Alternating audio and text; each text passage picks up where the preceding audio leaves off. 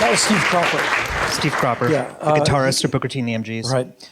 And he used to hang out at the Lorraine. It was the only place where black and white people could hang out together in Memphis other than Stax. And they wrote, you know, great songs. Half all those Wilson Pickett songs he wrote at the Lorraine, but also Eddie Floyd songs, you know, tons of those songs were all written. They would rent out rooms at the Lorraine and just use them as songwriting rooms. So that motel actually was hugely significant for the And it's town. where a black person could swim. Yeah. Inside the city. Yeah, they could And, swim in the city. A lot of your Memphis artists or your Stax artists during the day, they would cool off at the pool, do some writing, and then at night when things cooled down, back to work. I know. There are some great pictures of Isaac Hayes with some amazing trunks sitting by the pool at the Lorraine Motel. The Lorraine Motel, it's now the Civil Rights Museum, and it's a fantastic tour. And I was there for the first time many years ago. Ice-T and I were moderating a panel on racism in the media. And it was really interesting. Gil Scott-Heron was supposed to show up, and at the last minute, he snuck away. I was really angry about that. So I went to the Lorraine Motel Civil Rights Museum by myself. I'll go take a wander. So I get there around opening time. And I recognize, oh, up there's where Dr. King was assassinated. Oh, this must be the entrance to the museum. So I undo that chain. One is just like it up in your shot in the documentary. I go wandering up and I'm standing. I go, oh, there's the door. There's where the famous photo's taken. This very large, incredibly angry security guy comes barreling up the stairs. I'm like, hi, I'm Henry. I'm doing a thing with Ice-T. The guy nearly threw me off. This is not the entrance. I'm like, no, it's not? I was about to open the door. I thought, oh, what a neat way to get people in.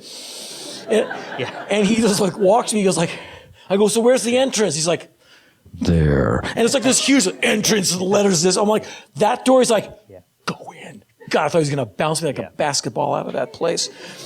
No, it's amazing. In the room, they've never changed, from that day. They've never changed. And Billy that room. Kyle's the Reverend who you interviewed. Sure. He spent quite a bit of time in Dr. King's room, and they're talking about the religion and anything else. The reason that they were up on that porch is they were going to go to Reverend Billy's house for dinner. Mr. King wanted to smoke. He was very careful when he smoked outside because he didn't want young people to see him smoking. So he was having a smoke, and he was assassinated. And Reverend Billy poor guy was right there. I mean, what's so interesting about King's death is, it pivots the entire story of Stax. Yeah. So, Otis Redding is killed just before Martin Luther King. They lose their entire back catalog to Atlantic Records, and they're kind of reborn as a black label.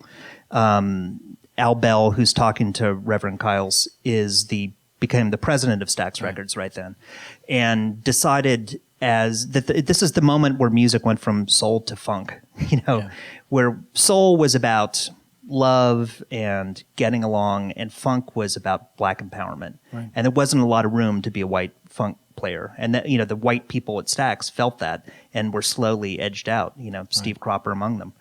I think on the day Dr. King was assassinated, I think Duck Dunn, the bass player, Caucasian, was rolled up in some kind of blanket and thrown in, am I right about this? Yeah. And thrown into a car, and they just hauled him out of there because he was in danger.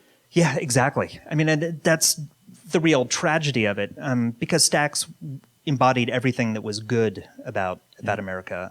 I had done another documentary with Peter Gralnick several years before about Sam Phillips and Sun Records, the other great Memphis label.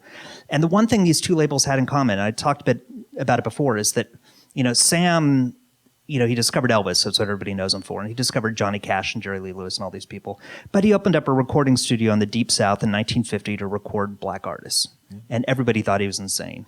And by doing that, people walked through the door. Howlin' Wolf walked through the door. Ike Turner walked through the door. B.B. King walked through the door. Just by having the presence of mind, the open-mindedness to listen to what was happening out there. And I feel like that's the thing that I took from Sam, but it's the thing that made all the American labels great. Chess Records, King Records, Sun Records, Stax Records. It's just listening to what's out there and letting the talent and the voices that are out there find a home.